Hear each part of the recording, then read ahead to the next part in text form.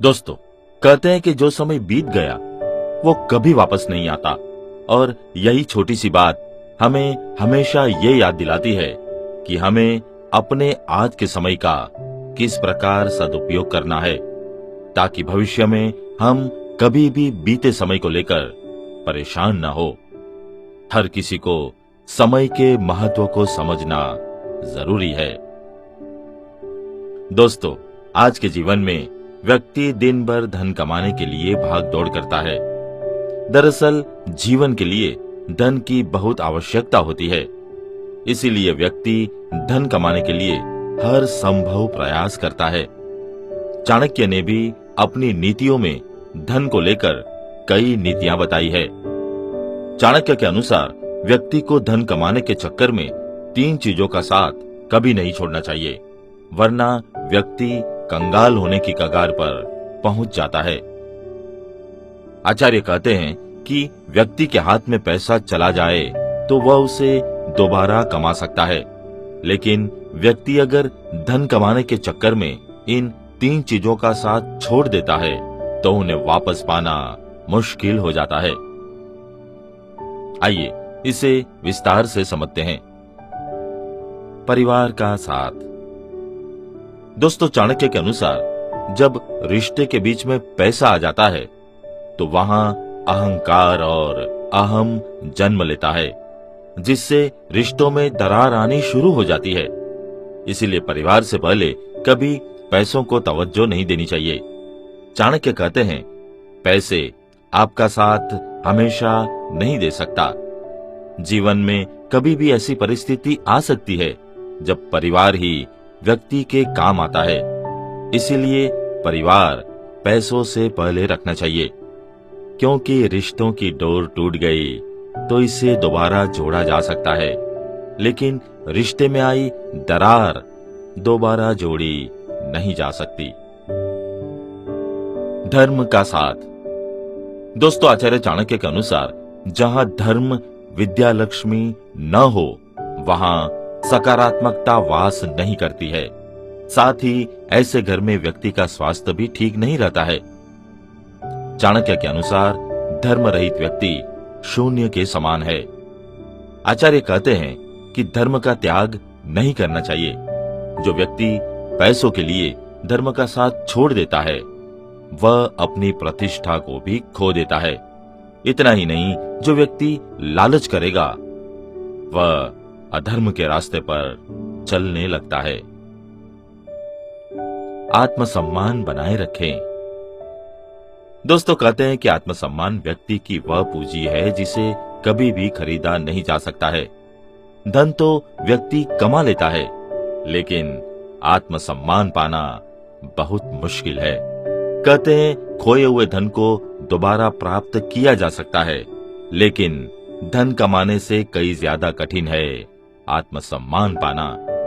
चाणक्य कहते हैं, पैसों के नशे में चूर व्यक्ति की तुलना में आत्मसम्मान से परिपूर्ण इंसान अधिक धनवान होता है। आइए पिछले एपिसोड की कहानी हम आगे बढ़ाते हैं। पिछले एपिसोड में आपने सुना कि किस तरह मैं हर चीज से डरता रहता हूं। मुझे सिर्फ स्कूल जाना और कबड्डी खेलना ही अच्छा लगता है। मुझे तैरना बिल्कुल भी अच्छा नहीं लगता। इस बात को लेकर घर के सभी लोग मेरी हंसी उड़ाते हैं। सुबह सुबह स्कूल जाना होता है तो मैं कुएं से लोटे से नहा लेता हूं और नदी पर जाना टालता हूं। अब आगे। मेरी यह जुगत सभी के लिए हंसी और ठहाकों का विषय थी, लेकिन फिलहाल मैं कर भी क्या सकता था। बाहर भी हंसी, घर में भी हंसी। सच पूछो तो जान आफत में फंसी थी।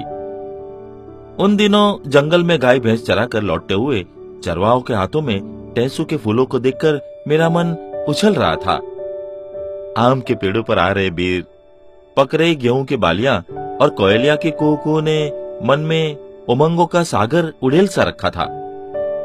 फागुन है, जल्दी ही होली के बाद इम्तिहान हो जाएंगे। फिर लंबी छुट्टी। मैं तो छक्कन काका की बगिया की खटिया में पड़ा रहूंगा। और फिर शाम को होगी धमाकेदार कबड्डी। मैं बड़े उत्साह से आज यह सब माँ से कह रहा था कि बीच में बड़े भैया बोल पड़े, और सुबह रोज ही नदी पर नहाने चला करोगे ना, यह भी तो कहो। बड़े भैया की बात सुनकर मुझ पर जैसे सांप लौट गया। देखो माँ, तुनकते हुए मैं चुपचाप मुंह औंधाकर खाट पर पड़ गया। मैंने सोचा, बड़े भैया कहते तो ठीक है, छुट्टियों में तो रोज ही जाना पड़ेगा नदी पर। रात भर में यह सोचकर परेशान होता रहा। बापू, इस बार की छुट्टियां मैं मामा के घर बिताऊंगा, देखो ना मत कहना। सुबह आँख खुलते ही मैंने अपने मन की बात कह दी। मामा शहर में रहते थे, सब कुछ अनोखा था वहां। शाम को तिमंजिले पर खड़े होकर देखो तो जगमगाहट भरा शहर परीलोक सा लगता है, और रात 11-12 बजे देखो तो जलते बल्बों से लगता है जैसे आसमान धरती पर उतर आया हो। मैं यह सारी बात सोचकर बहुत खुश हो रहा था। छुट्टियों में बापू मुझे मामा के घर छोड़ाया, मगर दिन मस्ती में नहीं बीत रहे थे। वहां कोई कष्ट मिलता हो ऐसी बात नहीं थी। वह तो मेरा ही डरपोक स्वभाव उन सबके लिए हंसी का विषय बन जाता था। मैं मन ही मन चिढ़ता और सोचता, क्या मैं हमेशा ऐसा ही बना रहूंगा? कल रविवार है, तुम्हारे भैया नदिया पर जाएंगे, तुम भी साथ चले जाना, मामा ने कहा। मेरी हालत खराब हो गई। बहानेबाजी काम न आई। मामा फिर बोले, चले जाना, वहां तुम्हें अच्छा लगेगा। मुझे गुस्सा आ रहा था। ये भैया भी अजीब है, एमए है, अच्छी नौकरी पर है, अच्छा घर है, फिर भी नदी पर जाते हैं। लेकिन अगले दिन मुझे खुद पर हंसी आई। जानेंगे तो आपको भी आएगी। भैया नदी पर नहीं, नदीपुर जा रहे थे। वह एक कस्बा था, तीनों ओर नदी होने के कारण उसे नदीपुर कहा जाने लगा था। मेरी जान में जान आई। भैया के पास मोपेड थी, उन्होंने स्टार्ट की, मैं पीछे बैठ गया। भैया मोपेड चला लेते हैं, उन्हें डर नहीं लगता। मैं तो साइकिल भी नहीं चला पाता। डर जो लगता है। एक बार चलाने की कोशिश की थी तो गिर पड़ा था। सब लोग खूब हंसे थे। तभी से दोबारा मैंने कोशिश ही नहीं की। मोपेड तेज भाग रहा था। मैंने पिछला हिस्सा कसकर पकड़ लिया था।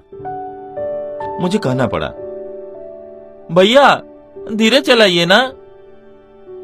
भैया कोई उत्तर देते उसके पहले जोर से चीख सुनाई दी, बचाओ बचाओ। भैया ने तेज ब्रेक के साथ मोपेड रोक दी। मोपेड पुल पर थी। मैंने देखा कोई डूब रहा था। भैया ने एक झटके में मोपेड खड़ी कर दी। मैं तो बस उनका चेहरा तक रहा था कि वे पुल से नीचे ही कूद गए। मेरा मुंह खुला ही रह गया। दिल की धड़कनें तेज हो गई। भैया ने तैरते हुए उसे जल्दी से पकड़कर पीठ पर लादा और किनारे आ गए। उसे पेट के बल लिटाकर पेट का पानी निकाला। कुछ ही देर में उसे होश आ गया। मुझे बड़ा अजीब लग रहा था। भैया की जगह कहीं मैं होता तो? बस आंखें फाड़कर उसे डूबता देखता रहता। इसके सिवा मैं कर भी क्या सकता था? जितना ज्यादा ज्ञान हो, हुनर हो, जितने तौर तरीके आपके पास हो, उतना ही अच्छा है।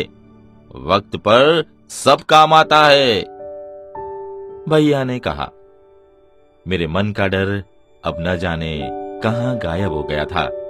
मैं सीखूंगा, करूंगा, मैं सब करूंगा। वह सब करूंगा जिसकी सुविधाएं मुझे हैं। मन ही मन मैंने यह संकल्प कर लिया। छुट्टियां बीत गई। एक नए जोश के साथ मैं गांव आ गया।